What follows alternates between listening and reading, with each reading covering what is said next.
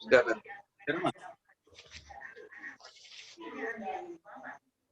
Oke. Sudah.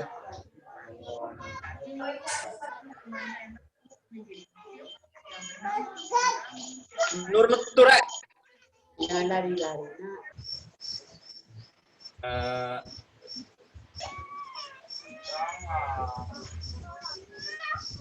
Assalamualaikum warahmatullahi wabarakatuh. Perkenalkan, di sini kami dari kelompok 2 mata kuliah Media, Bimbingan, dan Konseling akan memaparkan hasil dari kelompok kami, yaitu mengenai klasifikasi media, bimbingan, dan konseling.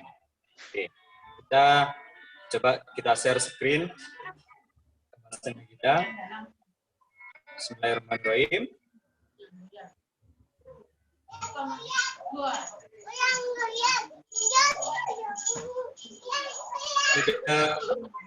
Sudah muncul?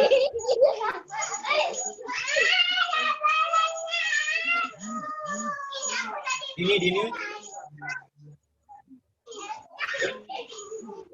Ini. Apa? Punyamu di unmute dulu ya. Tageting. Punyamu unmute dulu. Matikan dulu. Nih. Ya biar ramai.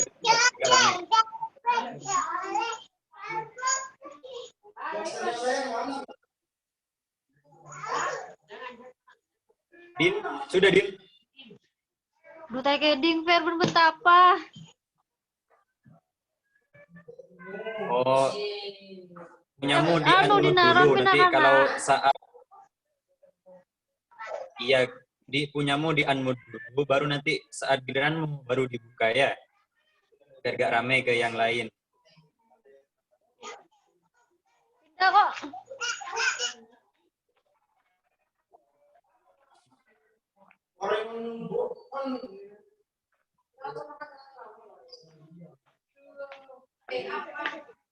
Oke.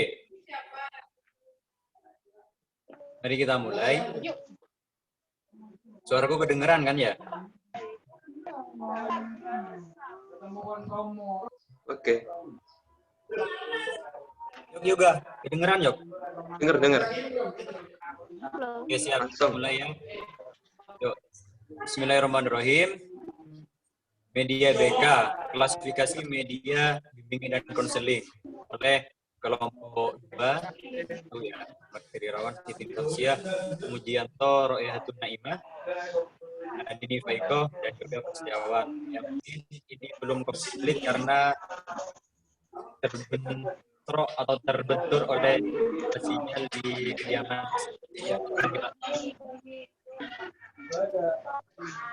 Oke, langsung saja.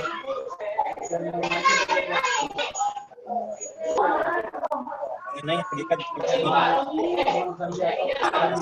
menuju ke apa saja media-media dalam BK seperti itu. Terlebih dahulu kita harus mengetahui apa sih media. Dan dasarnya bimbingan proses itu merupakan proses komunikasi. Nah, di situ diilustrasikan oleh guru BK atau konselor. Karena itu ada panah ke sana bahwa dari proses yang dilakukan bimbingan dan konseling itu adalah proses penyampaian informasi atau penyampaian pesan di situ. Karena dari transfer proses penyampaian pesan itu tidak menutup kemungkinan adanya miskomunikasi, sehingga mereka itu muncul kesalahpahaman seperti itu. Makanya dari penyaluran pesan itu dari guru BK, konselor, ke konseli itu harus ada yang namanya media yang buat perantara mereka, biar apa yang disampaikan oleh konselor kepada konseli itu bisa nyampe. Jadi ini sumber pesan dan pesan dia atau simbol. Nah, ini biasanya ada media yang menyalurkan. baru itu pesan bisa diterima dan diterjemahkan. Baru nanti tujuan pesan apa yang disampaikan oleh UBK di sini ke ketua atau konsili itu bisa disampaikan seperti itu.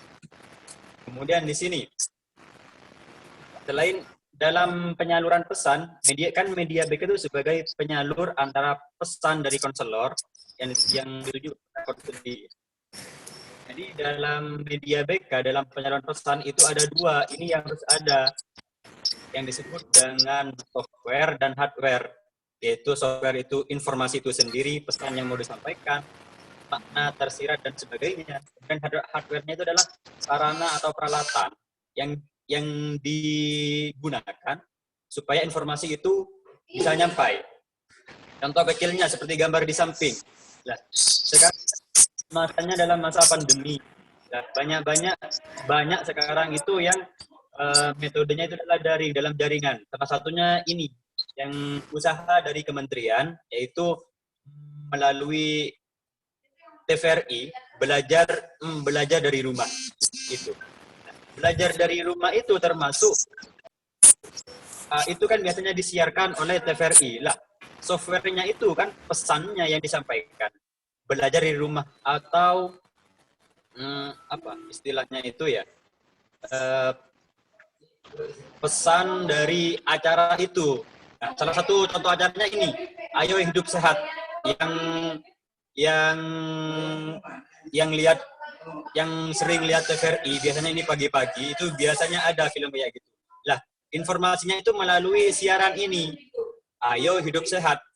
Hardware-nya apa? Ya, hardware-nya itu berupa televisi, pesawat televisi. Lah itu. Keduanya itu tidak dapat dipisahkan.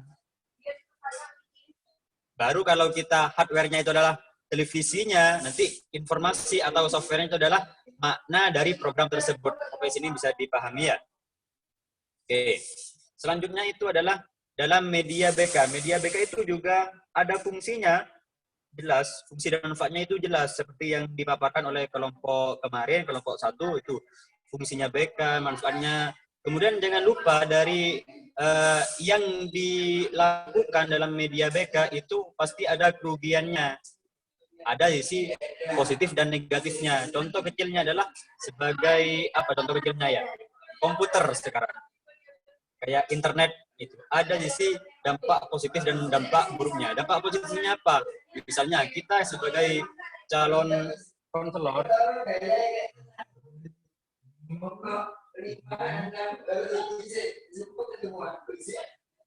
ya, biasanya dampak positifnya, biasanya kita sebagai calon konselor nanti itu untuk mengetahui misalnya suatu kasus ada anak mau sekolah ke perguruan tinggi. Lah ini manfaat komputer atau internet itu di situ, bisa mengakses mana PT yang mau ditempati melalui internet itu. Kemudian kerugiannya ya bisa akses yang ini gitu, ya kan? Ya pokok seperti itu dah. Nah itu.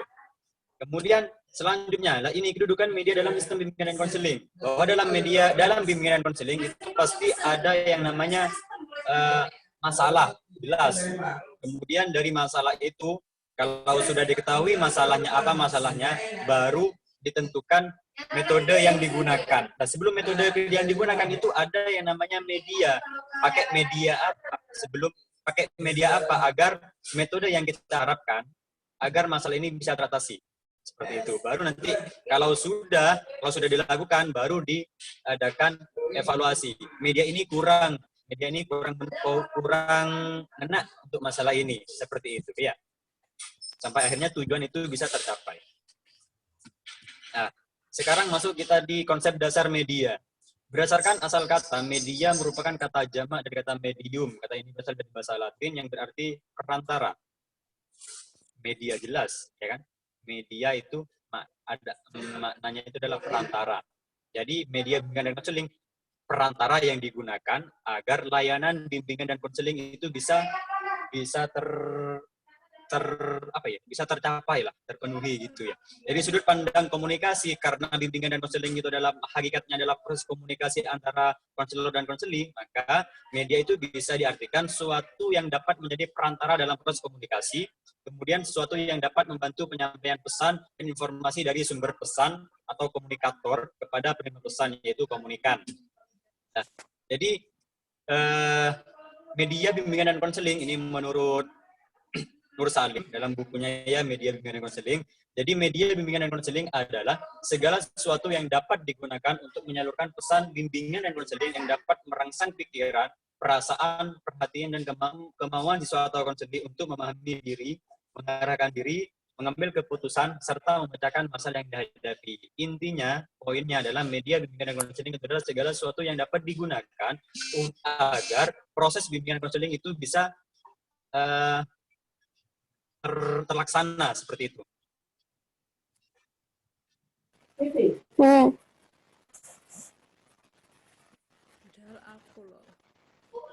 Wes. Nah ini keuntungan dan manfaat media BK. Ini sudah dibahas di kelompok kemarin ya. Memperjelas pesan agar tidak terlalu verbalitas, agar tidak bosan. Biasanya ini kan kebanyakan kalau cuma metode ceramato itu kan biasanya bosan. Makanya digunakanlah media. Nah, nanti media apa saja yang digunakan. Makanya ada klasifikasi media itu sendiri. Seperti itu. Kemudian lah ini jenis media. Menurut Lesin Pollock dalam bukunya Azhar Al-Sarq 2002 di halaman 36, media mengklasifikasi media itu menjadi beberapa macam. Yang pertama, media berbasis manusia seperti guru, instruktur, tutor, main peran, kegiatan kelompok. Kemudian media berbasis cetak seperti buku, selembaran. Kemudian media berbasis visual seperti ya, pokok yang tergambar, ada gambarnya seperti grafik, peta, gambar, slide.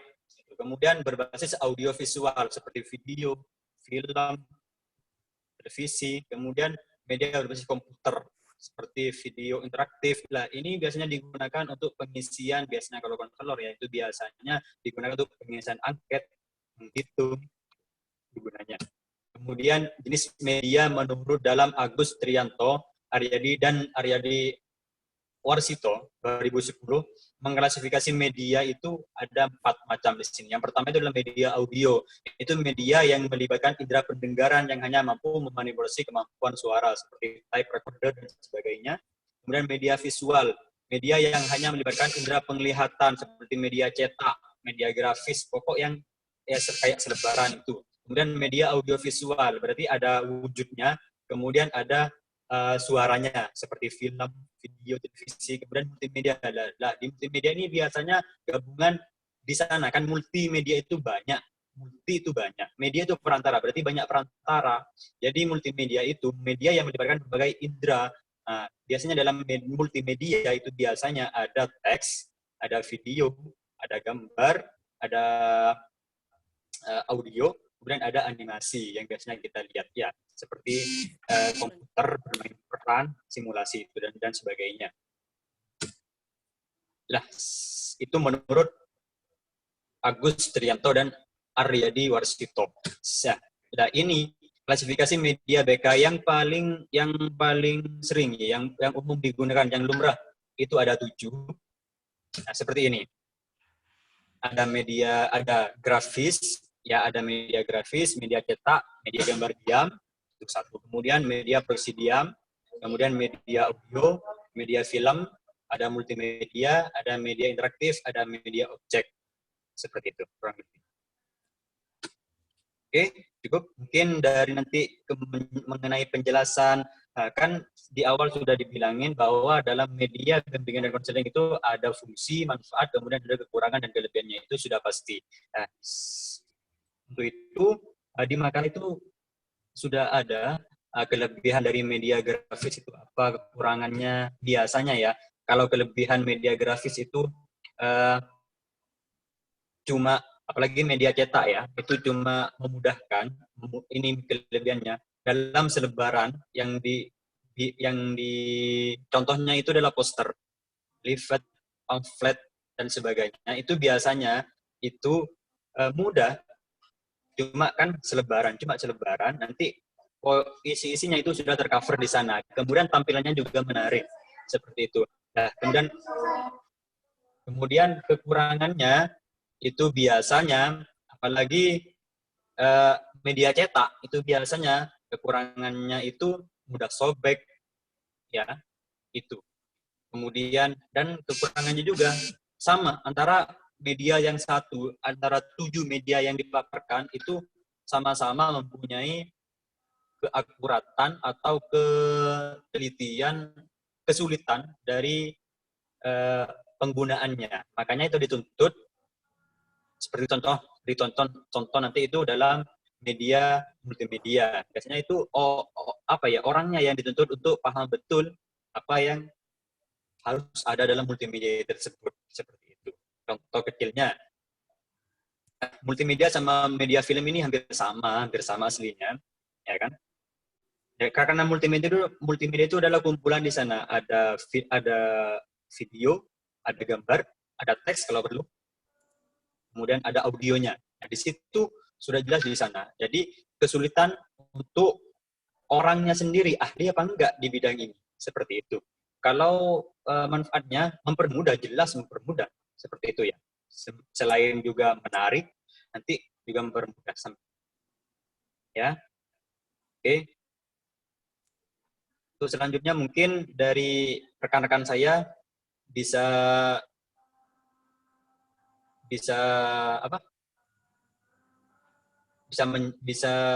ini selanjutnya dipaparkan oleh teman-teman saya. Monggo.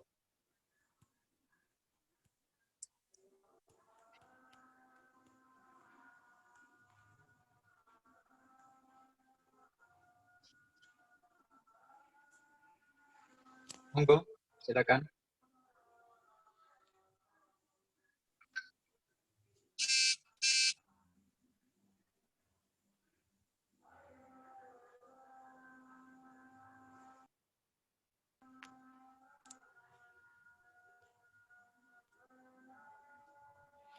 Hai, sore.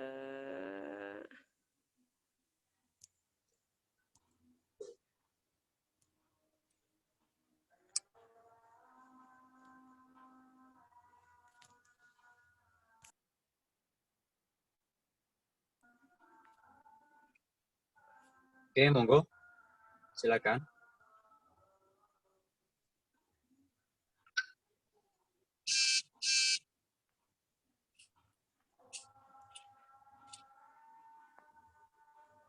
Ya Allah. Yuk, monggo. Mungkin sudah masuk. Aku gak bisa.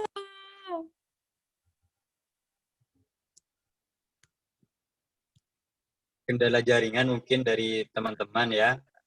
Jadi, ya Pak. Oke, dilanjut ya.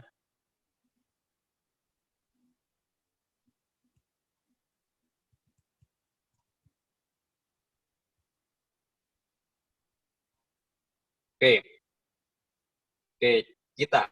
Yang pertama, Bersalim ya. Bersalim itu dalam media itu menyebutkan yang pertama itu adalah ada kelompok media grafis, bahan cetak, dan gambar diam. Oke, kelompok media grafis, contohnya seperti ini. Itu ada sketsa strategi inner circle, kemudian ada media, ya dalam media grafis itu ada salah satunya adalah sketsa, kemudian ada grafik, poster, papan bimbingan, leaflet, flyer.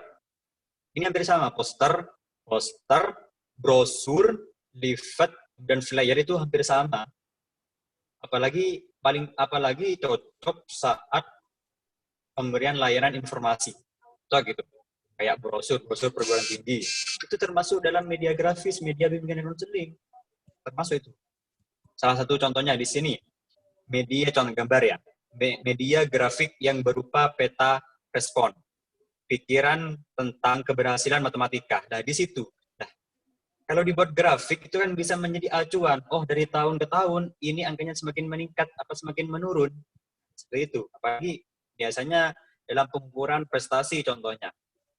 Semester 1, prestasiku kok gini, dibuat grafik kalian.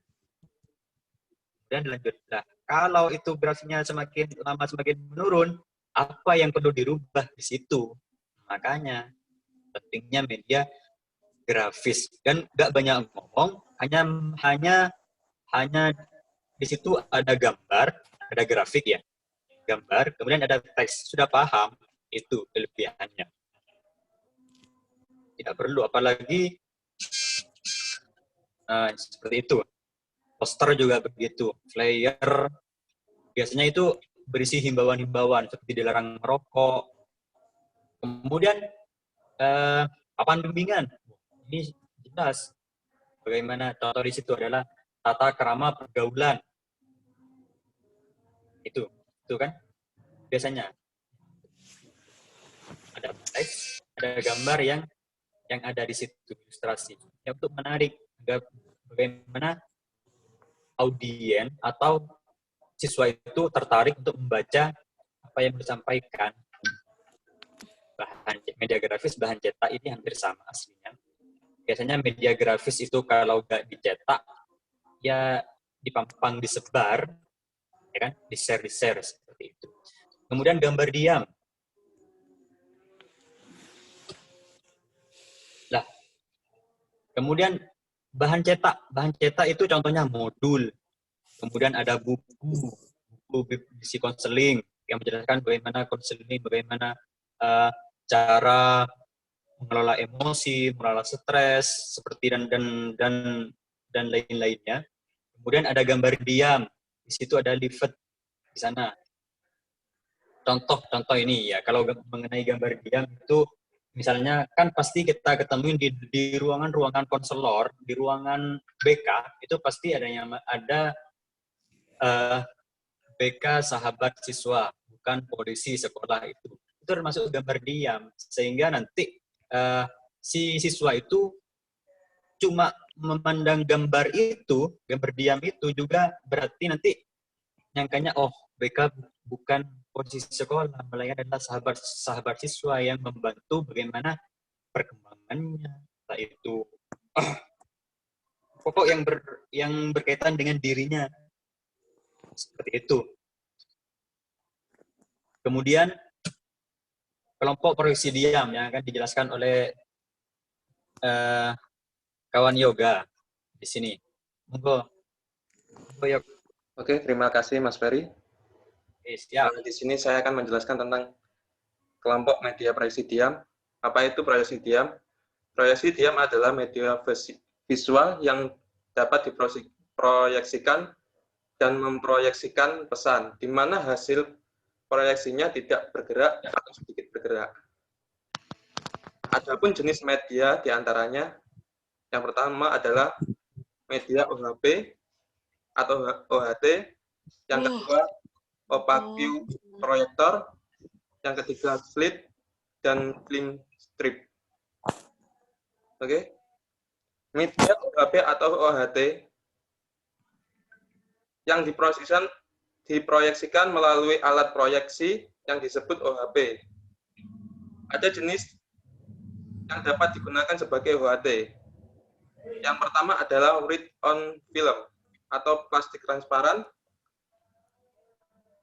Media ini yang dapat langsung transparansi menggunakan spidol. Yang kedua adalah PPC transparansi atau pen paper chopper. Media jenis ini dapat diberi tulisan atau gambar menggunakan mesin fotokopi. Yang ketiga adalah infrared transparansi film yang dapat ditulis dan digambar menggunakan mesin thermofag. Media OHP atau OHT digunakan untuk menunjang pelaksanaan layanan orientasi, layanan informasi, bimbingan kelompok, maupun bimbingan konseling. Kelebihan dari media ini, yaitu pertama, dapat disajikan di semua ukuran kelas. Yang kedua, menarik. Yang ketiga, tatap muka selalu terjaga. Yang keempat, tidak memerlukan operator khusus. Yang kelima, dapat menyajikan pesan yang banyak dengan singkat. Yang keenam, program OHP atau OHT dapat diulang-ulang. Kelemahannya, yang pertama adalah memerlukan perencanaan yang matang. Yang kedua, OHT dan OHP tidak dapat dipisahkan. Yang ketiga, urutan OHT mudah berantakan. Oke, lanjut Mas Ferry. Media opaque proyektor. Media yang digunakan memproyeksikan yang tidak tembus pandang seperti buku, foto. Selain gambar yang 2 dimensi, bisa juga memproyeksikan gambar 3 dimensi. Proyektor dilengkapi dengan suara. Yang ketiga, media slide. Media slide adalah media visual yang dapat diproyeksikan dengan alat proyektor slide. Sebuah film slide biasanya terdiri dari beberapa bingkai yang banyak. Yang keempat, media film strip, yaitu media visual yang diproyeksikan seperti film slide, hanya saja terdiri dari beberapa film. Kelompok media audio, Mas Ferry.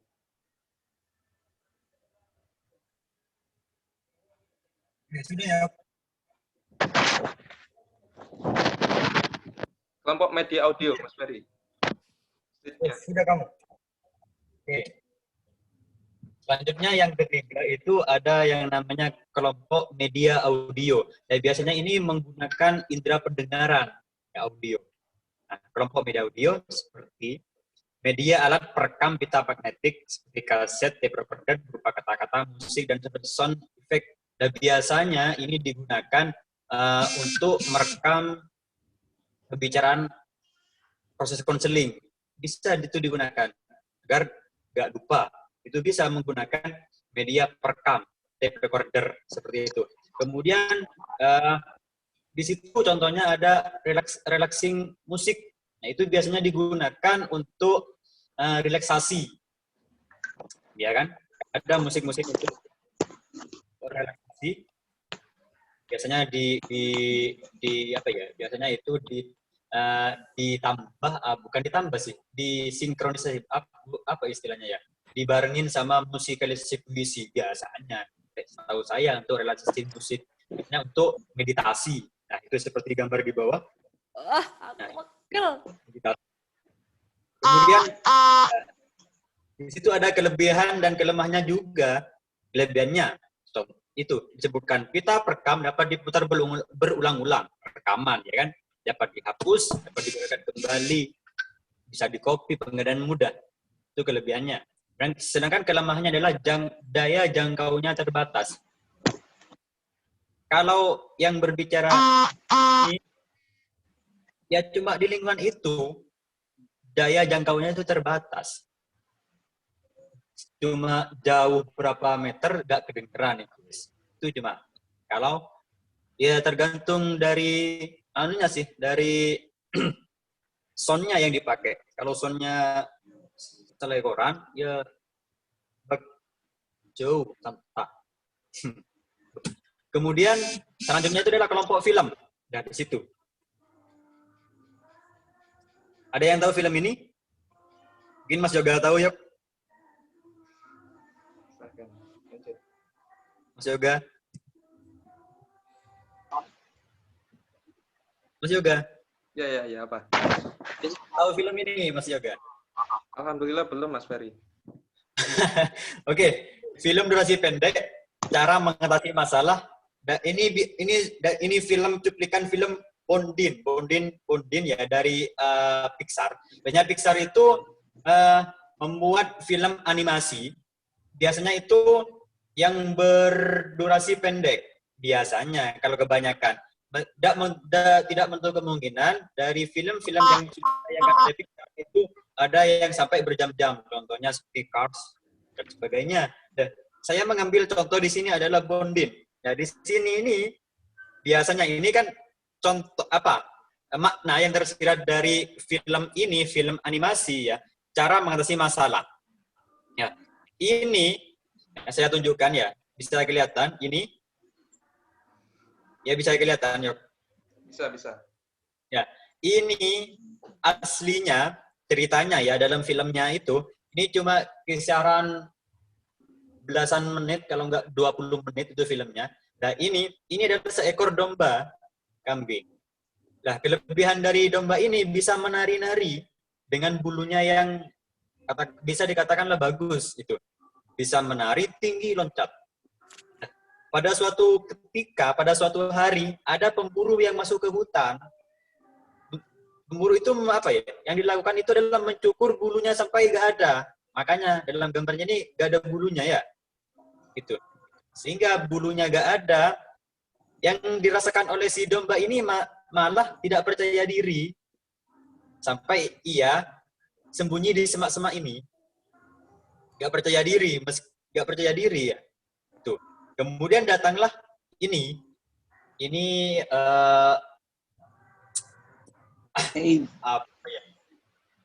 Apa filmnya itu? Kanguru, lompat ya. Kanguru kalau nggak salah. Ya.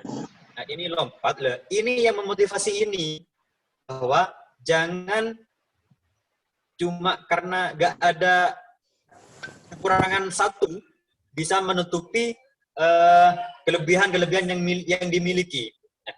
Sampai akhirnya ia termotivasi, loncat dan menari lagi sampai akhirnya ia bisa seperti itu. Itu biasanya. Sampai sini sampai itu aja filmnya ini ya. Jadi sisi positifnya itu cara mengatasi masalah. Di sini ini katakanlah ini konselor yang datang, ya kan? Jadi ini cerminan juga bagi kita sebagai seorang konselor sekolah itu harus jemput bola seperti kayaknya ini kanguru datang setelah beberapa hari si domba ini dicukur bulunya, hilang kepercayaan dirinya, si domba itu datang mengatasi permasalahan sampai akhirnya si domba ini karena sudah termotivasi keyakinan bangkit kembali meskipun nggak ada bulunya ia tetap lompat seperti sedia kala seperti itu. Binatang-binatang yang lain. Sehingga, nah itu kan sudah ya. Sehingga dari lompat tahun bulunya itu mulai tumbuh, kemudian kejadian ini terulang lagi. Ada pemburu lagi, mencukur bulunya sampai deh. Ya tenang. Nanti. Gak pesimis lagi. Ya tetap biasa aja. Seperti itu. Itu maksud apa ya, makna tersirat dari film Udin ini. Tuh. Kalau penasaran, kalau nggak percaya, boleh lihat di YouTube. Boleh. Kemudian kelompok multimedia, kan di awal sudah saya bilang bahwa antara kelompok film dan multimedia itu hampir sama, karena elemen-elemen yang mendukung di film itu juga ada elemen-elemen multimedianya. Nah, ini elemen multimedia, multi itu kan banyak, media itu perantara. Apa yang banyak? Yang banyak seperti ada gambar, audio, video, teks, animasi. Seperti film Bondin tadi, itu termasuk dalam karya animasi. Itu termasuk multimedia. Multimedia merupakan suatu sistem penyampaian dengan menggunakan berbagai jenis bahan belajar yang membentuk suatu unit atau paket. Contohnya suatu modul belajar yang terdiri dari bahan cetak, bahan audio, dan bahan audio visual. Kan tidak jarang kita temuin ada modul, ada kasetnya ya kan? Sudah kita modul itu kan bahan cetak, ya kan? Bahan cetak. Kemudian kasetnya itu kan proyeksi diam, seperti yang dijelaskan tadi. Kemudian nanti bisa dilihat oleh kalau kita mau nobar ya bisa lihat oleh proyektor. Lah proyektor itu termasuk dalam proyeksi diam, seperti itu. Itu simpelnya gitu. Dan kemudian kelompok yang keenam itu ada namanya kelompok objek, media objek. Media 3 dimensi yang menyampaikan informasi tidak dalam bentuk penyajian, melainkan bentuk ciri fisik, karena objek ini sudah ada objeknya. Seperti ukuran, bentuk, berat, susunan, warna, fungsi sudah kelihatan, sudah ada gitu ya. Contohnya ini banyak contoh yang banyak disebutkan itu adalah pohon harapan. Seperti ini pohon harapan, kurang lebih. Ketika memilih SMA atau berikut ini pohon karir. dari pohon harapan. Jadi di sini ada tiga, ada ada kelompok peminatan. Biasanya kalau SMA itu minat di bahasa, kemudian ada di matematika dan ilmu alam, kemudian ilmu sosial. Ya, jadi kalau kita minat di matematika, apa yang output dari kita, output yang akan kita raih? Makanya dibuatlah pohon harapan. Pohon karir bisa. Seperti itu ya. Itu daun-daunnya. Nah, biasanya ini tidak ini kan karena ini ada di buku, makanya ini di buku gitu ya. Biasanya ini kalau dipraktekkan, ini biasanya dibuat pohon, nanti dari pohon itu ada daun. Misalnya kalau pohon ini kita minat di ilmu di bidang ilmu sosial, maka nanti di daunnya itu apa yang akan kita hasilkan, apa yang kita raih, itu biasanya pohon karir itu seperti itu. Karena banyak di sini pohon-pohon karir, ya kan? Kalau kita sudah dari ilmu sosial, apa yang kita lakukan di sini? Mau kuliah, mau gimana? Ada di sini semua. Dan ini pohon harapan, ini harapan dari seorang individu itu sendiri biasanya. Ya. Kita raih. Oke, itu kelompok objek. Jadi sudah jelas ada ciri fisiknya itu sudah ada. Kemudian media interaktif. Oh, ini yang banyak kita gunakan. Bukan hanya ini saja. Maksudnya dari kelompok-kelompoknya itu sudah sering kita gunakan. Media interaktif. Siswa tidak hanya, yang namanya juga adalah interaktif, berarti ini kita dituntut untuk berkolaborasi dengan media itu. Kita dituntut untuk aktif. Siswa tidak hanya memperhatikan media atau objek saja. Mereka juga dituntut untuk berinteraksi selama mengikuti layanan mereka. Itu biasanya. Contoh, itu ada komputer, ada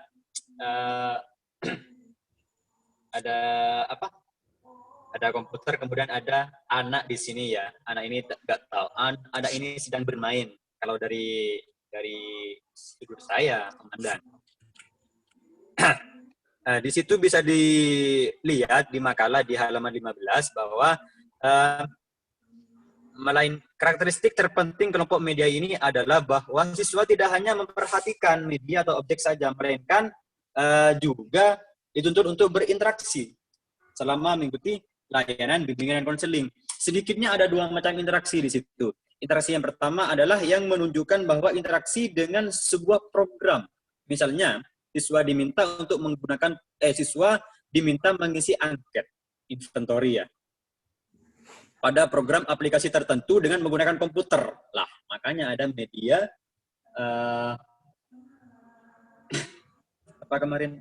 non-tes ya, media non-tes. Ada media non-tes, ada media dan tes, seperti itu. Biasanya penggunaan komputer ya di situ. Makanya kita dituntut untuk aktif dengan si komputer itu, seperti itu. Melalui interaksi ini, pada akhirnya siswa mampu memahami diri dan memecahkan masalahnya. Biasanya kan nanti kalau kita lihat di mata kuliah yang kemarin, semester kemarin, itu kan sudah tertera, aplikasinya sudah jelas, di mana yang mau kita gunakan, ranahnya SMP, apa SMA, tergantung ya. Kita dituntut mengisi poin-poin yang ditanyakan. Di situ nanti kita bisa lihat hasilnya. Oh, ternyata saya kurang ini, itu sudah jelas. Ada aplikasinya. Oke. Kemudian yang kedua, itu satu. Kemudian yang kedua, bentuk interaksi. Yang kedua ialah mengatur interaksi antara siswa secara teratur. Sebagai contoh, berbagai permainan atau dinamika kelompok yang digunakan pada bimbingan klasikal atau bimbingan kelompok. Nah, makanya di sini ada gambar anak sedang bermain di sini. Makanya media interaktif itu salah satunya adalah selain dengan ada dengan permainan di situ, puzzle seperti itu. Nanti permainan gunanya untuk apa? Ya gunanya melatih kognitifnya, karena semakin tambah usianya semakin besar juga ranah kognitifnya itu juga semakin bertambah. Misalnya contoh puzzle, disuruh mencari pasangan.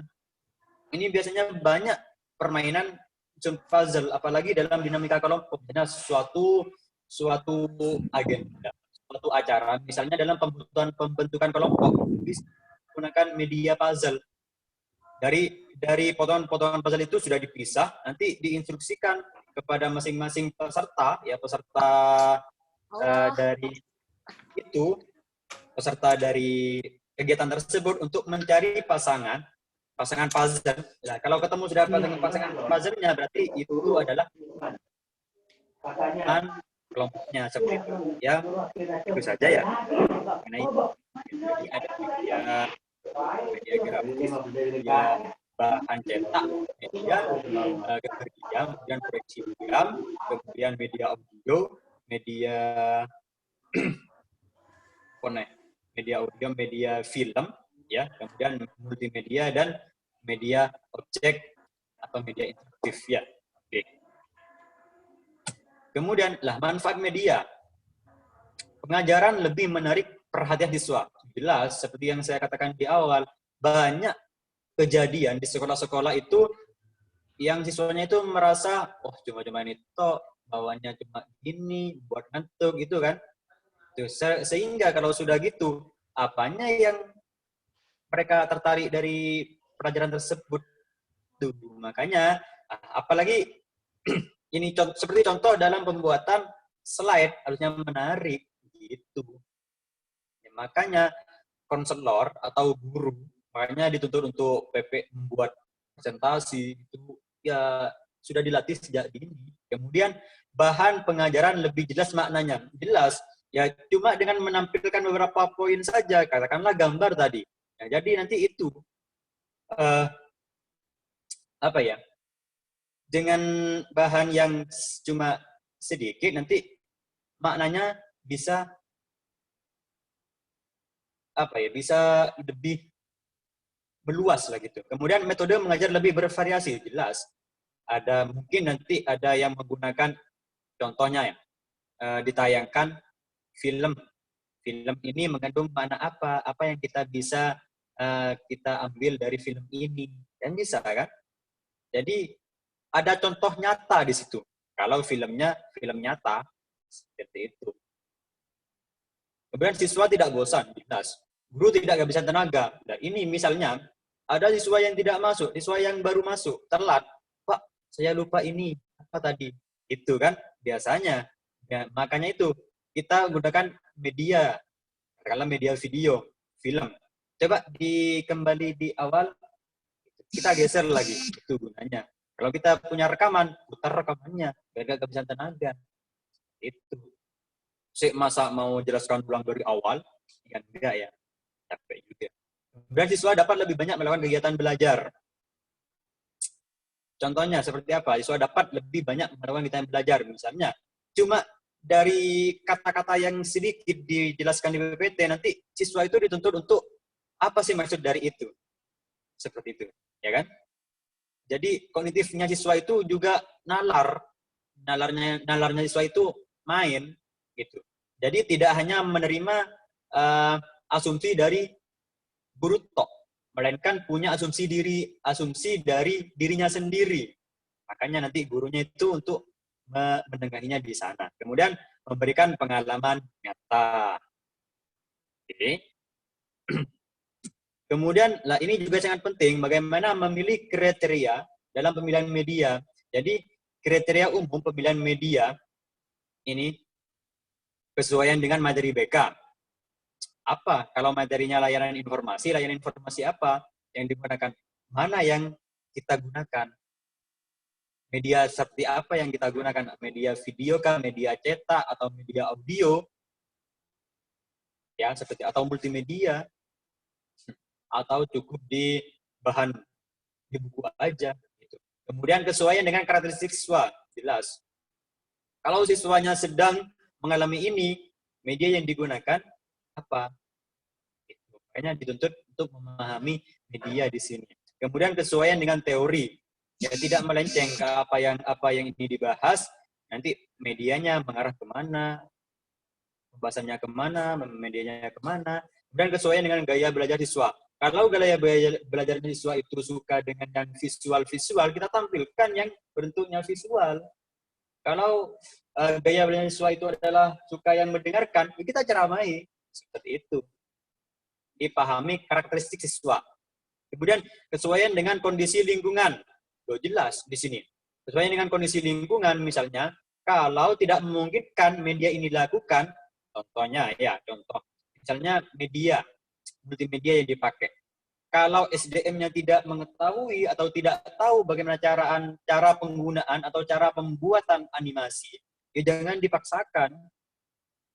Sesuai dengan kondisi lingkungan, kondisi dari masalahnya apa, kemudian dari SDM-nya juga seperti itu. Kemudian kesesuaian dengan tujuan jelas, sama dengan kesesuaian dengan teori tadi, pembahasannya apa, nanti medianya mengarah kemana, seperti itu ya. Jadi poinnya di sini, penggunaan media, dari sekian banyak media yang kita jabarkan tadi, ada 7 kurang lebih, menurut Salim ya. Dari penggunaan media dalam layanan bimbingan dan konseling itu adalah untuk membantu efektivitas dari penyampaian layanan bimbingan dan konseling itu sendiri. Itu mungkin ini menjadi penutup dari kelompok kami. Jadi ini ya closing statement.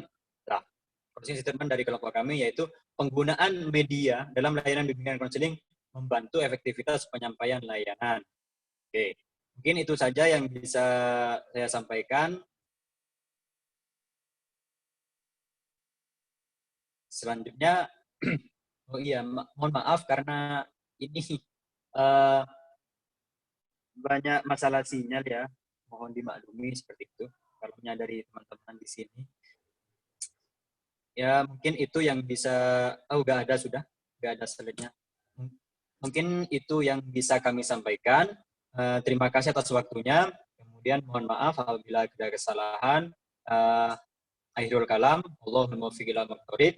Semoga apa yang saya sampaikan bisa bermanfaat untuk kita semua. Kurang lebihnya, sekali lagi mohon maaf yang sebesar-besarnya dan terima kasih. Allahul muwaffiq ila aqwamit thoriq. Assalamualaikum warahmatullahi wabarakatuh.